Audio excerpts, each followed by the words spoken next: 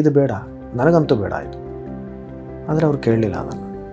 ನನ್ನ ಪತ್ರಿಕಾಗೋಷ್ಠಿಯಲ್ಲೂ ಅದನ್ನೇ ಹೇಳಿದ್ದೀನಿ ನಾನು, ಬಿಟ್ಟಾಕಿ ಇದನ್ನು, ಇದು ಅವಶ್ಯಕತೆ ಇಲ್ಲ. ಜಗಳಗಳು ಆಗ್ತವೆ, ವಾದಗಳು ಆಗ್ತವೆ, ಅದು ಸರ್ವೇ ಸಾಮಾನ್ಯ. ನಾನು ನಿಮ್ಮನ್ನ ಯಾವಾಗ ನೋಡಿದ್ರು ಕೂಡ, ನಿಮ್ಮ ಬಗ್ಗೆ ಯಾವಾಗಾದ್ರೂ ನಾನು ಕೇಳಿದ್ರು ಕೂಡ ನನಗೆ ಥಾಟ್ ಬರೋದು ತುಂಟಾಟ ಮೂವಿನೇ. ಸೊ ನಾನು ಅದನ್ನ ಕೇಳಬೇಕು ನಿಮ್ಗೆ, ಯಾಕಂದ್ರೆ ಅನಿರುದ್ಧ ಅಂತಂದ್ರೆ ನಮಗೆ ತುಂಟಾಟ ನೆನಪಾಗುತ್ತೆ. ನಿಮಗೆ ಯಾವತ್ತಾದ್ರೂ ಅನ್ಸಿದ್ಯಾ, ಅಲ್ಲ ಇಷ್ಟೊಂದು ಸಿನಿಮಾ ಮಾಡಿದೀನಿ, ಏನ್ ಜನಗಳು ಇದೇ ಒಂದು ಸಿನಿಮಾಗೆ ಸ್ಟಿಕ್ ಆಗಿದ್ದಾರೆ, ಅದಕ್ಕೂ ಮೀರಿ ಎಷ್ಟೊಂದು ಸಿನಿಮಾಗಳಲ್ಲಿ ಮಾಡಿದೀನಿ, ಕಿರುತೆರೆಯಲ್ಲಿ ಮಾಡಿದೀನಿ, ಅಂದ್ರೂ ಕೂಡ ತುಂಟಾಟ ಇಂದನೇ ನನ್ನನ್ನು ಗುರುತಿಸ್ತಾರಲ್ಲ ಅಂತ ನಿಮ್ಗೆ ಏನಾದ್ರು ಅನ್ಸತ್ತಾ? ಆ ಥರ ಫೀಲ್ ಆಗತ್ತಾ? ಅಂದರೆ ಸಂತೋಷನೇ, ಗುರುತಿಸ್ತಿರಲ್ಲ, ಅದೇ ಸಂತೋಷ. ಅದು ಯಾವ ಚಿತ್ರದ ಮುಖಾಂತರ ಆಗಿರ್ಬೋದು ಅಥವಾ ಯಾವುದೇ ಪಾತ್ರದ ಮೂಲಕ ಆಗಿರಬಹುದು, ಅದು ತಾವು ಇಷ್ಟಪಟ್ಟಿದ್ದೀರಲ್ವ, ಅದೇ ನನ್ನ ದೊಡ್ಡ ಅದೃಷ್ಟಮ್ಮ. ಸೊ ಏನು ಫೀಲ್ ಆಗಲ್ಲ, ಬಿಕಾಸ್ ಬೇರೆ ಸಿನಿಮಾಗಳಿಂದನೂ ನನ್ನನ್ನು ನೀವು ಇಷ್ಟಪಡ್ಬೋದು, ಗುರುತಿಸ್ಬಹುದು ಅಂತ ನೀವೇನಾದರೂ ಅಂದ್ಕೊಳ್ತೀರಾ ಅಂತ? ಅಂದರೆ ತಾವು ಈಗ ತುಂಟಾಟ ಬಗ್ಗೆ ಹೇಳ್ತಾ ಇದ್ದೀರಾ, ಕೆಲವರು ರಾಮಶ್ಯಾಮ ಭಾಮ ಹೇಳ್ತಾರೆ, ಕೆಲವರು ನೀನೆಲ್ಲೋ ನಾನೆಲ್ಲ ಹೇಳ್ತಾರೆ, ಕೆಲವರು ಚಿತ್ರ ಸಿನಿಮಾ ಹೇಳ್ತಾರೆ. ಹೀಗೆ ಬೇರೆ ಬೇರೆ ಸಿನಿಮಾಗಳು ಅವರವರ ಒಂದು ರುಚಿ ಹೇಗಿರುತ್ತೋ ಅದರ ಅನುಸಾರ ಅವರು ಹೇಳ್ತಾರೆ. ಕೆಲವರು ಇಜ್ಜೋಡು ಸಿನಿಮಾನೂ ಹೇಳ್ತಾರೆ. ಇಜ್ಜೋಡು ಸಿನಿಮಾ ಅಂತಂದರೆ ಅದು ಒಂದು ಕಲಾತ್ಮಕ ಸಿನಿಮಾ ಅಂತ ಹೇಳ್ಬೋದು, ಅಥವಾ ಬ್ರಿಡ್ಜ್ ಸಿನಿಮಾ ಅಂತ ಹೇಳ್ಬೋದು. ಆದರೆ ಅದು ಕೂಡ ಜನ ನೋಡ್ತಾರೆ, ಇಷ್ಟಪಡ್ತಾರೆ.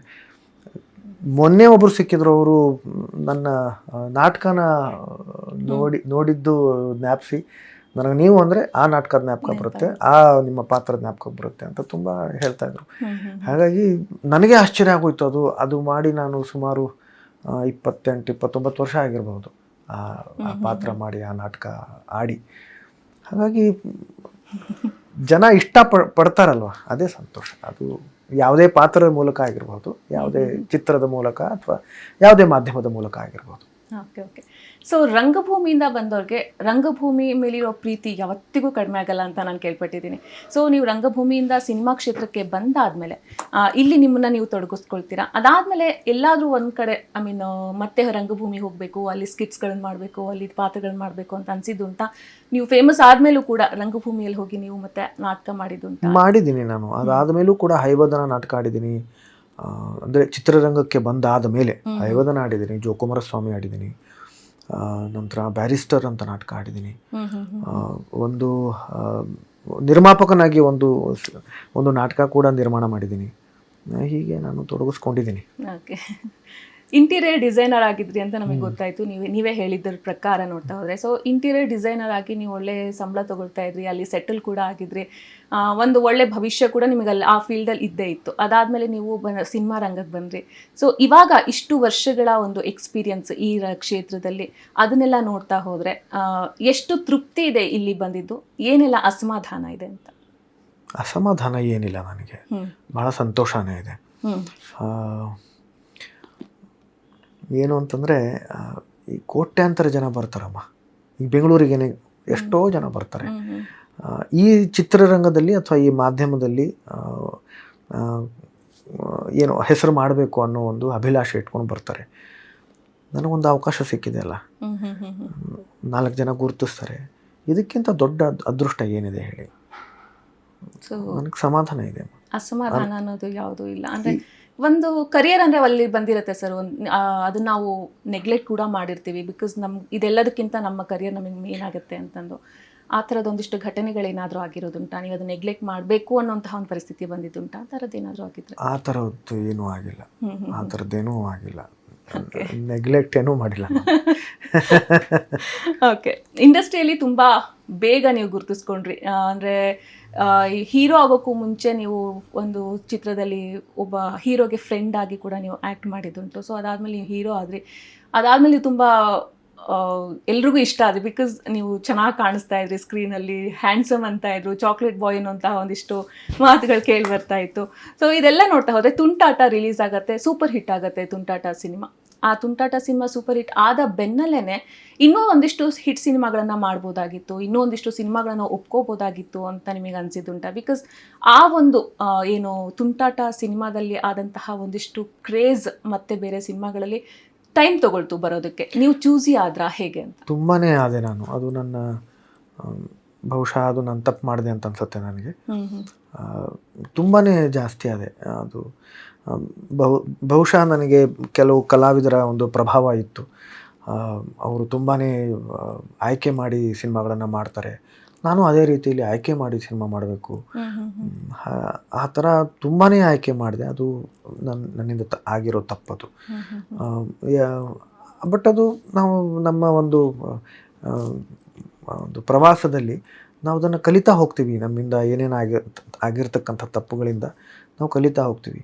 5 ಸಿನಿಮಾಗಳಲ್ಲಿ ಅಭಿನಯಿಸಿದಾಗ 2 ಸಿನಿಮಾಗಳು ಚೆನ್ನಾಗಿ ಹೋಗಿದ್ದಾವೆ, 2 ಸಿನಿಮಾಗಳು ಚೆನ್ನಾಗೇ ಹೋಗಿಲ್ಲ, ಒಂದು ಸಿನಿಮಾ ಪರವಾಗಿಲ್ಲ ಆ ಥರ ಓಡಿದೆ ಅಂತಂದರು.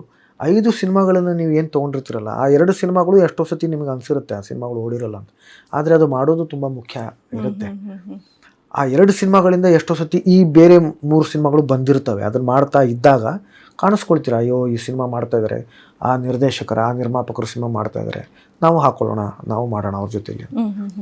ಹೀಗೆ ನಮಗೆ ಗೊತ್ತಿರಲ್ಲ, ಇಷ್ಟಕ್ಕೂ ನಮಗೆ ಗೊತ್ತಿರಲ್ಲ. ನಾವು ಯಾವ್ದು ಅಂದ್ಕೊಂಡಿರ್ತೀವೋ ಅದು ಸಿನಿಮಾ ಓಡಿರುತ್ತೆ, ಯಾವುದು ಸಿನಿಮಾ ಅಂದ್ಕೊಂಡಿರುತ್ತೋ ಅದು ಸಿನಿಮಾ ಓಡಿರಲ್ಲ. ಹೀಗೂ ಇರುತ್ತೆ. ಅತಿಯಾದ ಆಯ್ಕೆ ಈ ಕ್ಷೇತ್ರದಲ್ಲಿ ನಾನು ಮಾಡಿದ್ರಿಂದ ನನಗೆ ಅದು ನಷ್ಟ ಆಯ್ತದು. ಓಕೆ, ಸೊ ನಿಮ್ಮ ಒಪಿನಿಯನ್ ಆ ಥರ ಇದೆ. ಬಟ್ ಇವಾಗ ಹಂಗೆ ನೋಡ್ತಾ ಬಂದರೆ ಕ್ವಾಲಿಟಿ ಮತ್ತು ಕ್ವಾಂಟಿಟಿ, ಸೊ ನಾವು ಎಷ್ಟು ಸಿನಿಮಾ ಮಾಡಿದ್ದೀವಿ ಅನ್ನೋದು ಇಲ್ಲಿ ಮುಖ್ಯ ಆಗುತ್ತಾ, ಯಾವ ಥರ ಸಿನಿಮಾಗಳನ್ನು ಮಾಡಿದ್ದೀವಿ ಅನ್ನೋದು ಮುಖ್ಯ ಆಗುತ್ತಾ ಅಂತ? ಅದು ನಿಮಗೆ ಬಿಟ್ಟಿದ್ದು. ಯಾಕಂತಂದರೆ ನಾನು ತುಂಬ ಕಡಿಮೆ ಸಿನಿಮಾಗಳನ್ನು ಮಾಡಿದ್ದೀನಿ, ಆದರೆ ಬಹುತೇಕ ಸಿನಿಮಾಗಳು ಜನಗಳಿಗೆ ಅವು ಜ್ಞಾಪಕಕ್ಕಿದ್ದಾವೆ, ನನ್ನ ಪಾತ್ರಗಳು ಇಷ್ಟಪಡ್ತಾರೆ. ಆದರೆ ವ್ಯಾಪಾರದ ದೃಷ್ಟಿಯಲ್ಲಿ ಅಥವಾ ಈ ಉದ್ಯಮದಲ್ಲಿ ಹೆಚ್ಚು ಹೆಚ್ಚು ಸಿನಿಮಾಗಳನ್ನು ಮಾಡಬೇಕು ಅಂತ ಇದ್ದಾಗ ಜಾಸ್ತಿ ಆಯ್ಕೆ ಮಾಡಿದ್ರೆ ಸ್ವಲ್ಪ ಕಷ್ಟ ಆಗಬಹುದೇನೋ ನನ್ನ ದೃಷ್ಟಿಲಿ ಆಯಿತು. ನಾನು ಬೇರೆಯವ್ರ ದೃಷ್ಟಿಲಿ ಹೇಳ್ತಾ ಇಲ್ಲ. ಯಾಕಂತಂದರೆ ಎಷ್ಟೋ ಜನ ದೊಡ್ಡ ದೊಡ್ಡ ಸೂಪರ್ ಸ್ಟಾರ್ಸ್ಗಳು ಇದ್ದಾರೆ, ಅವರು ತುಂಬ ಆಯ್ಕೆ ಮಾಡಿಕೊಂಡೇ ಸಿನಿಮಾಗಳನ್ನು ಮಾಡ್ತಾರೆ, ತುಂಬ ಕಡಿಮೆ ಸಿನಿಮಾಗಳನ್ನು ಮಾಡಿದ್ದಾರೆ. ಆದರೆ ನನ್ನ ದೃಷ್ಟಿಯಲ್ಲಿ ಅಂದರೆ ನನಗೆ ಆಗಿರ್ತಕ್ಕಂಥದ್ದು ಅದು ತಪ್ಪಾಯ್ತದು. ಓಕೆ, ಸೊ ಇಷ್ಟು ವರ್ಷದ ಈ ಒಂದು ಏನು ಜರ್ನಿ ಇದೆಲ್ಲ ನಿಮ್ಮದು, ಅಂದರೆ ನಾನು ಯಾಕೆ ಹೇಳ್ತೀನಿ ಅಂತಂದರೆ ಬಹುಶಃ ನಾನು ಆ ಸಿನಿಮಾಗಳನ್ನು ಮಾಡಿದಿದ್ರೆ ಇನ್ನೂ ಒಂದಿಷ್ಟು ಒಳ್ಳೆ ಸಿನಿಮಾಗಳನ್ನು ಮಾಡ್ತಾ ಇದ್ದೆ. ಕೆಲವ್ದು ಯಾವುದೋ ನನಗೆ ಇಷ್ಟ ಆಗದೆ ಇರೋ ಸಿನಿಮಾಗಳು, ಅದು ಬಿಟ್ಟರು ಕೂಡ ಆ ಸಿನಿಮಾಗಳಿಂದ ಬೇರೆ ಸಿನಿಮಾಗಳು ಸಿಗ್ತಾ ಇದ್ವು ನನಗೆ. ಬಹುಶಃ ಇನ್ನೂ ಒಳ್ಳೊಳ್ಳೆ ಸಿನಿಮಾಗಳನ್ನು ಮಾಡಬಹುದಾಗಿತ್ತೇನೋ. ಸೊ ಕಲಾವಿದರು ಈ ಥರನೂ ಒಂದು ಯೋಚನೆ ಮಾಡಬೇಕಾಗತ್ತೇನೋ ಅಲ್ವಾ ಸರ್? ಒಳ್ಳೆ ಐ ಮೀನ್ ಇವಾಗ ನಮಗೆ ಒಳ್ಳೆ ಕತೆ ಬಂದಿಲ್ಲ ಅಂತಂದ್ರೂ ಕೂಡ ಅಟ್ಲೀಸ್ಟ್ ನಾನು ಈ ಸಿನಿಮಾದಲ್ಲಿ ಕಾಣಿಸ್ಕೊಂಡೆ ಅಂತಂದ್ರೆ ಇದನ್ನ ನೋಡಿ ಬೇರೆ ಕಡೆಯಿಂದ ನಮ್ಮ ಮತ್ತೆ ಹಂಗೆ ಆಫರ್ ಬರ್ಬೋದು ಅನ್ನೋಂಥ ಒಂದು ಲೆಕ್ಕಾಚಾರ ಇಟ್ಕೊಂಡು ಅದು ಎಷ್ಟು ವರ್ಕೌಟ್ ಆಗುತ್ತೆ ಸರ್ ಇಂಡಸ್ಟ್ರಿ? ನೋಡಿ ನನಗೆ ಚಿತ್ರ ಸಿನಿಮಾ ಮಾಡ್ತಿರ್ಬೇಕಾದ್ರೆ ನನಗೆ ನನ್ನ ಆತ್ಮೀಯರು ನನಗೆ ಹೇಳಿದರು, ನಾನು ರಂಗಭೂಮಿಲಿ ಒಂದಿಷ್ಟು ಹೆಸರು ಮಾಡಿದ್ದೆ. ಆವಾಗ ಸಿನಿಮಾದಲ್ಲಿ 7 ಜನ ಸ್ನೇಹಿತರು. ಆ 7 ಜನ ಅಂದರೆ ಹೀರೋ ಅಲ್ಲ, ನಾಯಕ ನಟ ಅಲ್ಲ, ಆತನಿಗೆ 7 ಜನ ಸ್ನೇಹಿತರು. ಆ 7 ಜನ ಸ್ನೇಹಿತರಲ್ಲಿ ನೀನು ಒಬ್ಬ. ಏನು ಪ್ರಯೋಜನ ಈ ಸಿನಿಮಾದಲ್ಲಿ ಅಭಿನಯಿಸಿ? ಅದು ನಾನು ಹೇಳಿದೆ, ನಾನು ಬೆಂಗಳೂರಲ್ಲಿ ನಾನು ಹೊಸಬ. ಆವಾಗ ನನ್ನ ಭಾಷಾ ಶೈಲಿ ಕೂಡ ಬೆಂಗಳೂರು ಭಾಷೆ ಆಗಿರಲಿಲ್ಲ, ಬೆಂಗಳೂರಿನ. ಹಾಗಾಗಿ ನನಗೆ ಯಾರೂ ಜಾಸ್ತಿ ಪರಿಚಯ ಇರಲಿಲ್ಲ. ನನಗೆ ಇಲ್ಲಿ ಅವಕಾಶ ಸಿಗ್ತಾ ಇದೆ, ನಾನು ಶ್ರದ್ಧೆಯಿಂದ ಕೆಲಸ ಮಾಡ್ತೀನಿ ಅಂತಲೇ ನಾನು ಅದನ್ನು ಒಪ್ಕೊಂಡಿದ್ದು. ಆ ಸಿನಿಮಾ ನನ್ನನ್ನು ಎಲ್ಲೋ ಕರ್ಕೊಂಡು ಹೋಯಿತು. ಹಾಗಾಗಿ ಯಾವ ಪಾತ್ರ ನಮಗೆ ಏನು ಕೊಡಬಹುದು, ಯಾವ ಚಿತ್ರ ನಮಗೇನು ಕೊಡಬಹುದು ನಮಗೆ ಗೊತ್ತಿಲ್ಲ. ಜೊತೆಲಿ ಧಾರಾವಾಹಿ ಕೂಡ ನಾನು ಮಾಡಲ್ಲ, ದಯವಿಟ್ಟು ಕ್ಷಮಿಸಿ ಅಂತ ಹೇಳಿದ್ದೆ ನಾನು.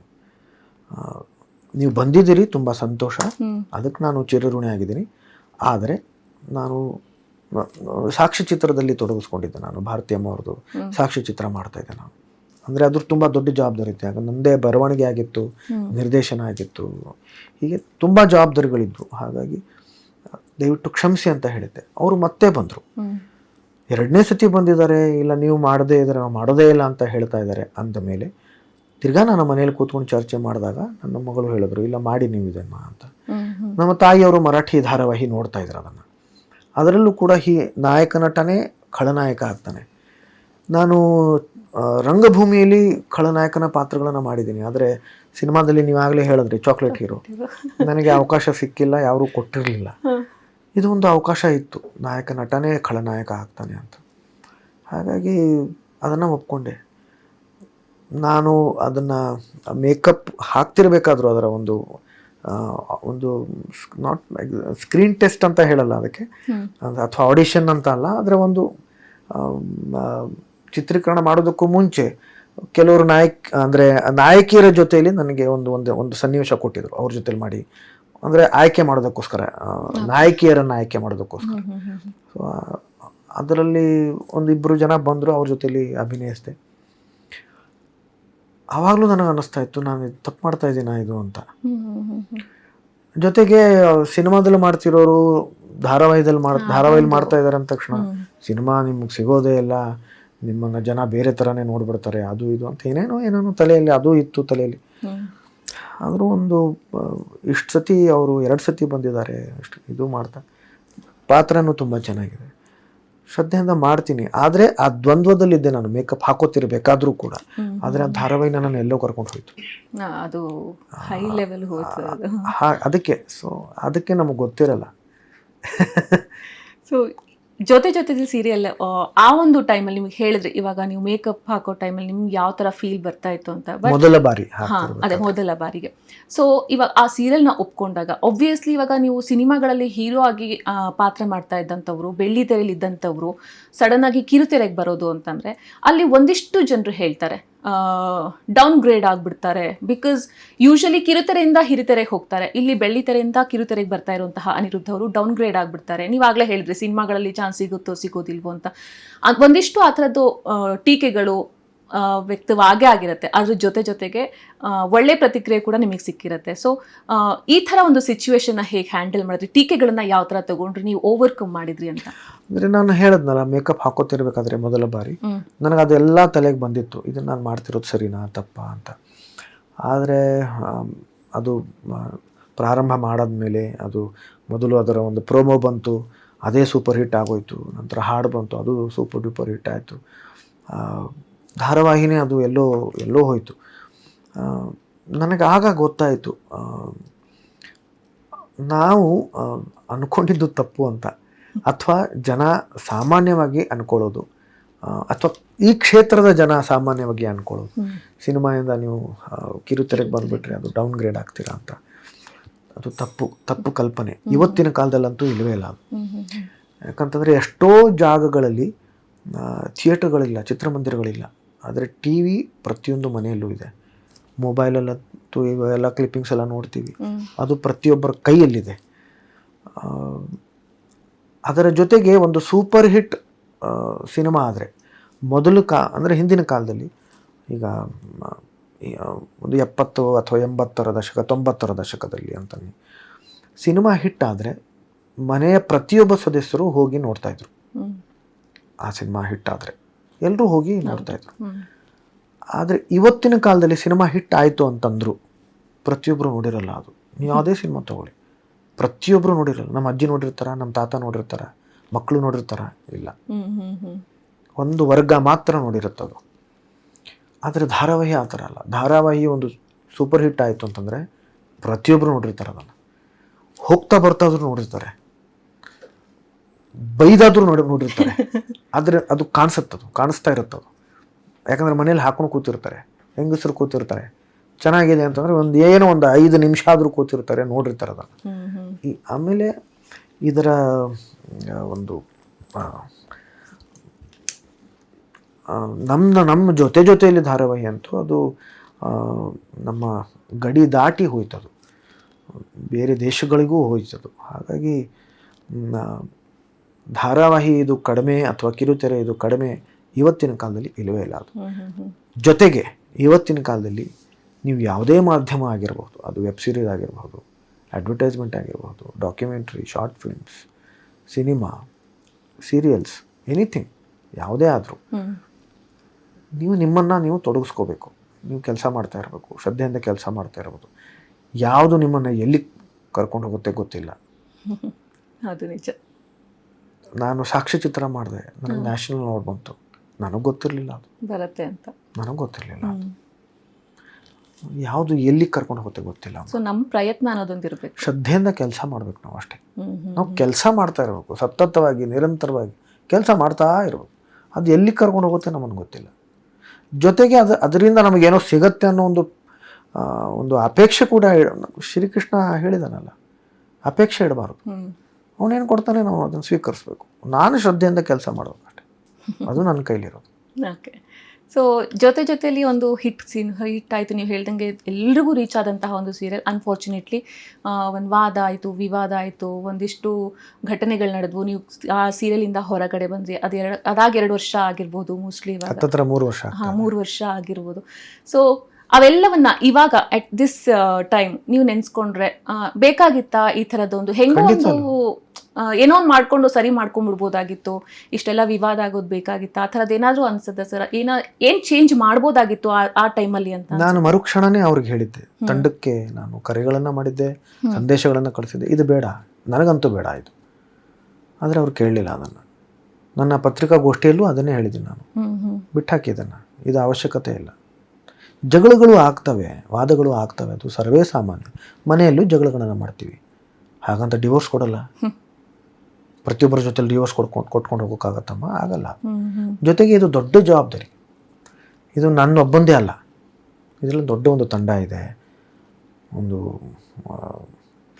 ಅಂದರೆ ಧಾರಾವಾಹಿ ತಂಡ ಇದೆ, ಜೊತೆಗೆ ಒಂದು ವಾಹಿನಿ ಇದೆ, ವೀಕ್ಷಕರಿದ್ದಾರೆ.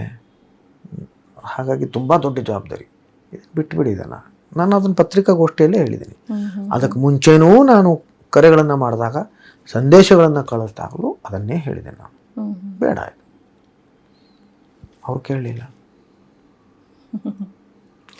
ಓಕೆ ಸರ್, ಅದೆಲ್ಲ ಆದಮೇಲೆ ಒಂದು ಸ್ವಲ್ಪ ಬ್ರೇಕ್ ತೊಗೊಳ್ತೀರಾ ನೀವು? ತೊಗೊಂಡ್ಮೇಲೆ ಇವಾಗ ಬ್ರೇಕ್ ಇಲ್ಲಮ್ಮ, ನಾನು ಮಾರನೇ ದಿವಸದಿಂದ ನಾನು ಕೆಲಸ ಶುರು ಮಾಡ್ತೀನಿ. ಓಕೆ. ಕಿರುತೆರೆಯಿಂದ ಸರ್, ಕಿರುತೆರೆಯಲ್ಲಿ ಆ ಜೊತೆ 2-3 ತಿಂಗಳಲ್ಲಿ